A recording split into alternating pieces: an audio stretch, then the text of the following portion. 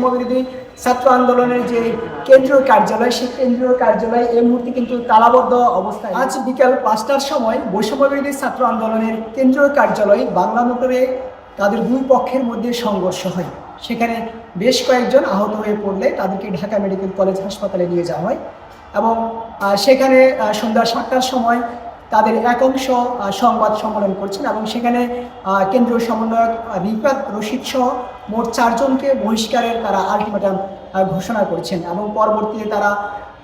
Dhaka medical college হাসপাতাল থেকে কেন্দ্রীয় কার্যালয় বৈষম্যবিরোধী ছাত্র আন্দোলনের যে কেন্দ্রীয় কার্যালয় রয়েছে সেই কেন্দ্রীয় কার্যালয়ের অভিমুখে কিন্তু তারা মিছিল নিয়ে রওনা হয়েছিল এবং পরবর্তীতে তারা কেন্দ্রীয় কার্যালয়ে ঠিক এই মুহূর্তে কিন্তু তারা অবস্থান নিয়েছে। কিন্তু আমরা যেখানে দাঁড়িয়ে আছি সেটি হচ্ছে বৈষম্যবিরোধী ছাত্র আন্দোলনের যে কেন্দ্রীয় কার্যালয়, সেই কেন্দ্রীয় কার্যালয় এই মুহূর্তে কিন্তু তালাবদ্ধ অবস্থায় রয়েছে। ঠিক কেন্দ্রীয় কার্যালয়ের সামনে অর্থাৎ রূপায়ণ টাওয়ারের ঠিক সামনে কিন্তু একাংশ শিক্ষার্থীরা কিন্তু তারা আন্দোলন করছেন এবং তারা 15 মিনিটের আলটিমেটাম দিয়েছেন। তারা বলছেন কেন্দ্রীয় সমন্বয়ক রিফাত রশিদ সহ যে 4 জনের নাম তারা উল্লেখ করেছেন, সে 4 জনকে অতি দ্রুত অর্থাৎ 15 মিনিটের মধ্যে যেন বৈষম্যবিরোধী ছাত্র আন্দোলনের যে প্ল্যাটফর্ম রয়েছে সেখান থেকে যেন দ্রুত বহিষ্কার করা হয় এবং তাদেরকে যেন আইনের আওতায় আনা হয়। এবং যে বিষয়টিকে কেন্দ্র করে তারা আজ বিকেল 5টার সময় কেন্দ্রীয় বৈষম্যবিরোধী ছাত্র আন্দোলনের কেন্দ্রীয় কার্যালয়ের সামনে যে তাদের যে সংঘর্ষ হয়েছিল, তাদের একাংশের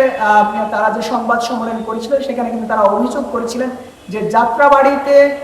থেকে যে কয়েকজন সমন্বয়ক দাবি করছেন তাদের অধিকাংশই কিন্তু ছাত্রলীগের সাথে সম্পৃক্ত ছিল এবং বর্তমানে তারা যাত্রাবাড়ি এলাকায় বিভিন্ন ধরনের অপকর্ম করছেন বৈষম্যবিরোধী ছাত্র আন্দোলনের নাম বিক্রি করে এবং তার প্রতিবাদ করতে গিয়ে কিন্তু তারা এই কেন্দ্রীয় কার্যালয়ের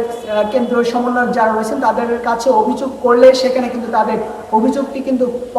প্রত্যাহার করা হয় এবং পরবর্তীতে কিন্তু তাদের রিফাত রশিদের সহ